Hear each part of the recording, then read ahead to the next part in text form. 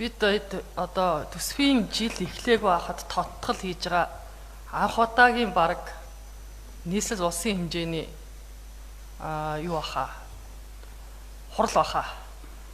Би ингээд нэлээд олон юмнууд ухлаа хараад л үзээд байсан. Үнэхээр одоо ийм тохиолдол байж байгаагүй юм байна. Тэг бид нар 4.3 их найдыг сар хагасны өмнө баталчаад одоо 6.5 их найд болгож оруулж ирээд.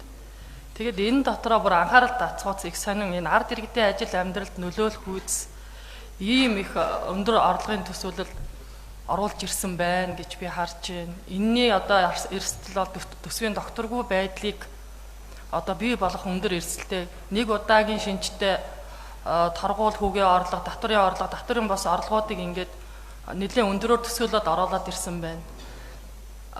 Том мега төслийг ярихаа хажуугаар хизээ үр ашгийг үзхийг нь мэдэхгүй төслүүдийг оруулж ирээд маш өндөр дүнтэй дүнгууд оруулж ирж байна. Жишээ нь Улаанбаатар Тарам төсөл.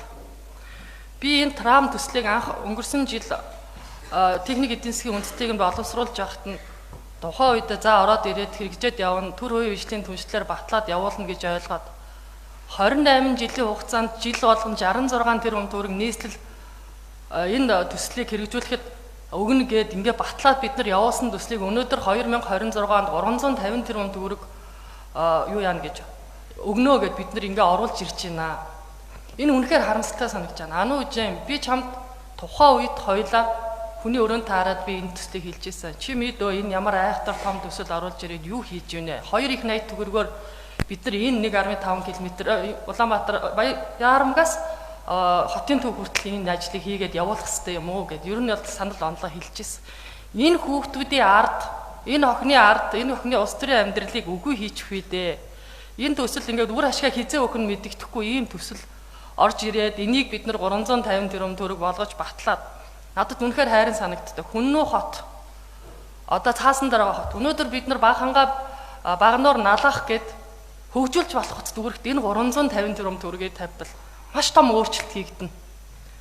Ийм бэлээхэн юмн дээр бид нар хийхгүй ээжж байхгүй төслийг хэрэгжүүлнэ гэдэг. Өнгөрсөн жилүүдэд бид нар автомын төгжрөл агаарын бохирдлыг бууруулна гэж маш их мөнгө зарсан. Би тэд нэг юмыг ойлгох хэрэгтэй. Энэ 350 тэрбум төгрөгөөр бид нар 15 сургууль шинээр нээж чадна. Өнөөдөр бид нар бодиттой амьдрал дээр юу харж байгаа нэхэр сургууль цэцэрлэг амархад хүүхдүүд манай хотын төвчрөл огт байхгүй болдог. Тэгэхээр өнөөдөр чанартай боловсролын асуудал дээрээс бид нар энэ хотын төвчрлийн асуудлыг Улаанбаатар хотод төвлөрөл нь төвийн 6 дүрхтээ үүсэж байгаа шүү. Тэгэд ийм том анхны шатны энэ хэрэгцээг хангаж чадахгүйгээр дахиад энэ урт удаан хугацаанд хизээ үр ашгаа өгөхийг үзэхгүй. Ану үжи одоо өнөөдөр 30 настайх би нэг 40 хэдэн настай гэдээ үзэх юм бол ану үжин энэний үр шимийг үүсгэх бид нар эдрүүд үзэхгүй байх. Тэгэхээр одоо энийг ингээд бид нар ингээ өнөөдөр 350 тэрбум төгрөг батлуулж өрөөд оруулж ирээд ингээ үнэхээр хайран санагдаж байна надаа. Харамсалтай санагдаж байна. Энэ 350 тэрбум төгрөгөө налах багнуурт тавиад өгчөөч. Тэгвэл хотын төвлөрлийг чи сааруулна шүү дээ. Та хэд 1.5 тэрбум төгрөг баг хангаад хөрөнгө оруулалтын төсөл тавиад өгдөггүй шүү дээ. Тэгээ эн чинь надад үнэхээр харамсалтай хайран санагдаж байна. Энэ төсвийг ер нь одоо ингээд зүгээр төсвийн жил эхлээгүй байхад ингээд тоцтгоод оруулж яах гэдэг чинь бид нар ерөөсөө төлөвлөж чадахгүй байна. Бид нар хотын иргэдийг төлөөлж чадах төлөөлөгчд биш. Энийний бодлогыг хэрэгжүүлж байгаа хүмүүс өтөр түргээ ажиллаа өгөөд явах хэрэгтэй гэж би харж байна. Яагаад ингэж ийм сонин ийм үзэгдэл гаргаж ирж байгаа? За тэгээд дээр нь хараа энэ одоо бид нар энэ томоохон энэ дүнтэй өөрчлөлтүүдийг хийгээд иргэдийн оролцоо одоо нийгмийн нөлөөллийн үнэлгээ те амьдралд үзүүлэх бодит нөлөө өдрийг ерөөсөө хизээч тооцохгүй. Тэгээд нэг өглөө босоод үлгэрийн зүйдэлдэг юм уу яадгийг гинтл том дүнтэй таанууд оруулж ирээд бонд босхон тэрийг хийн энийг хийн. Би бондыг дэмжижсэн. Бас хотыг энэ хөгжлийг одоо тэлэхэд маш зөв зүйтэй юм болно гэв. Гэтэл одоо та нар хардаа нэг удаагийн шинжтэй орлогын газрын төлбөр түрээсийн орлого гэд ийм юмнуудаар та нар 438 тэрбум төгрөг бүрдүүлнэ гэж орж ирээд эн чин татвар төлөгч иргэдийн юун дээр татвар төлөгчдийн дарамтыг өндөрөөр өсгөн штэ. Одоо нэг удаагийн торгуулийн шинжтэй энэ орлогоодыг та нар маш өндөр оруулж ирсэн байлаа. Хэдэн тэрбум түрээс газрын төлбөр юунаас ямар орлого олно гинөө. Надад бол энэ өстө маш их дарамт санагдаж байгаа. Бид нар өнөөдөр гадаа нийгмийнхаа уур амьсгалын хэцүү байгаа байдлыг гадаа харж байгаа шүү. Тэгэд ийм хүнд үйдэн дахиад хотын төлөөлөгчд энэ трам төслийг явуулна 350 тэрбум нэгнээс нь нөгөөд нь шилжүүлээд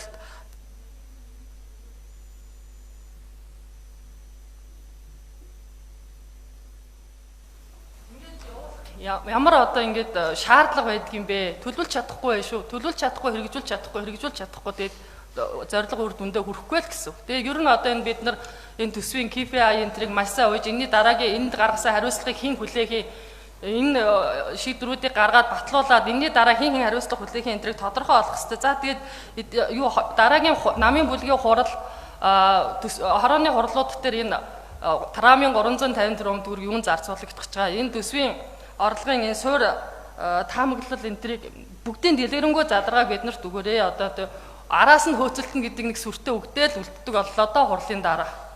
Тэгээ ер нь одоо ингээд бид хэд иймэрхүү зам руу явах бол утгагүй. Одоо энийгээ засаа та нар. Тэр санал авах хэвээр түрүүний хин Бацог төлөөлөгч хэлж ил. Өмнө та нар биднээс бас тодорхой хэмжээнд энэ хөрөнгө оруулалтын санал энэ тодорхой хэмжээний зарцуулалтандаа саналаа авдаг бол хүн ингээд байнгын ингээд ийм нэг тодтголын тийшээ зүг рүү яваад авах шүү дээ. 34-2-2-ыг За Улаанбаатар хот бол агарын бохирдол төгжрөл гэдэг хоёр том үндсэн дайсантай. Үүн дээр бол нам, ус төржих, хуваагдах асуудал бол байхгүй. За манай улсаас төлөөлөгч нар бас хэлж байна. Бидэрт бол сайн зүйл бол маш их. Өнгөрсөн 15 жилийн өмнөх байсан агарын бохирдол дээр энэ жил очиж чадсан байна. Бид нар өнгөрсөн жилүүдэд өвөл иргэдтэйгээ уулзахад иргэд бол нэг номерт агарын бохирдол гэж ярьдаг гэсэн. Энэ өвөл агарын бохирдол гэж ярьдаг хүн баргалж байх байсан. Бид нар 12 сарын дундаж үзүүлэлтээр агарын бохирдлыг бол сүүлийн 15 жил байгаагүй 35% буурсан шүү дээ. Дээрээс нь сая бас цагаан сарын үеэр бол төгжрөл бас баг байлаа. Үүн дээр бас манай хурлын ажлын алба баяр дарга бас манлайлж зарим арга хэмжээнүүдийг авсан. Бид нар урт богино дунд хугацааны арга хэмжээнүүдтэй байгаа. Тэгэхээр Улаанбаатар хот гэдэг бол яг үндэ энэ агарын бохирдол төгжрөл гэдэг энэ хоёр том одоо асуудлын эсрэг бол бид нар дунд богино урт хугацааны бол бодлогуудаар үе шаттай ингээд тууштай хэрэгжүүлээд явж байгаа. Тэгэхээр саарамгаас сайн зүйлүүд нь бол маш их байгаа. Манай энэ албан хаагч нар бол бүгдээрээ энд бол нийслэлийн албан хаагч нар бол манлайж ажиллаж байгаа. За төсвийн тухай манай төлөөлөгч нар бас яаж явах шиг 34-ийн 2-2 бас яаж хэрэглэх ойлгох бол буруу ойлголттой яваад байна. Бид нар энэ урдсан харах боломжгүй нөхцөл байдлаар зарлага нэмэгдэж байна гэдэг. Бид нар 2 сарын өмнө усын хэмжээнд энэ копийн зардал чинь бол их хурал засгийн газар шийдвэрлэх гэсэн зардал. Нийслэл өнөөдөр энэ үндэсний хорооны даргын захирамжаар нийслэлээр авч энэ асуудлыг шийдвэрлээд явж байгаа. Тэгэхээр энэ хуультай нийцээ цаг үеийн дагуу ийм төсвийн тодтол хийж байгаа. Төсөв өөрөө бид нар цаг үетэйгээ нийцүүлээд дэлхийн эдийн засаг, том төслүүдийн санхүүжүүлэх боломж, шаардлага, одоо энэ Монгол улсын экспортын нүүрс зэсгээд энэ хоёр одоо бараа материалын үнэтэй уялдуулаад бид нар боломжтой үедээ төсвүүдэд ахиухан тавиад төслүүдэд хэрэгжүүлэх боломжгүй үедээ танах ийм л богино хугацааны маневр менежментийг бол төсвийн хувьд бол хийж явах шаардлагатай гэж хардаг. Нийслэл ийм учраас энэ дээр манлайлж ажиллаад энэ олон төсөл арга хэмжээнүүдийг бол хэрэгжүүлж энэ хоёр том асуудлуудаа бол ингээд шийдээд явж байгаа гэж бас хэлж байна. Тэгэхээр төсөв тодтохыг бас буруу 2 сарын өмнөх асуудал ингээд дахиж оруулж ирлээ гэж хэлж болохгүй. Энд чинь маш олон юм гадаад дотоод хүчин зүйлүүд өөрчлөгдөж идэг. Бид нар энэ дээр ингээд маневртай хурдан одоо өөрчлөгдөх боломжтой хурдан арга хэмжээ одоо авч явж ингэж төсөл хөтөлбөрүүд хэрэгжинэ гэдэг. Тэгээ Таран метро 2 төслийг ярьж байна. Таранбаа төсөл бол 1.2 их найдгаад уртлын шугам бол 15 км. Улаанбаатар хотын төгжрэлд бол хаан улд дүүрэг түрүүн бас манай төлөөлөгч нар хэлсэн. Хүн ам 2 дахин нэмэгдсэн. За уртлын энэ Сүхбаатарын талбайгаас Чингисийн өргөн чөлөөгөөр дамжаад буян тухай хуучин нис хүртэл явж байгаа. Энэ тарасын дагуу бол одоо бол 11 чиглэлийн 107 автобус өдөрт 600-аас 800 эргэлт хийж автобусаар бол одоо нэг 45,000-аас 60,000 зорчилт. Автомашинаар бол энэ чиглэлд нэг өдөрт ойролцоогоор 200,000 зорчилт хийгээд байгаа. Тэгэхээр бид нар энэ л одоо яарамгийн нэмж байгаа өсөн хэрэгцээний төгжрлийг л бууруулах нэг шаардлагатай энэ яарамгийн чиглэлийн таранбааны төслийг энэ жил бол эхлүүлж хэрэгжүүлж иж 2 жилийн дотор энэ төсөл дуусч Улаанбаатар хотын энэ төгжрлийг бууруулах урт хугацааны бодлого хэрэгжиж шít.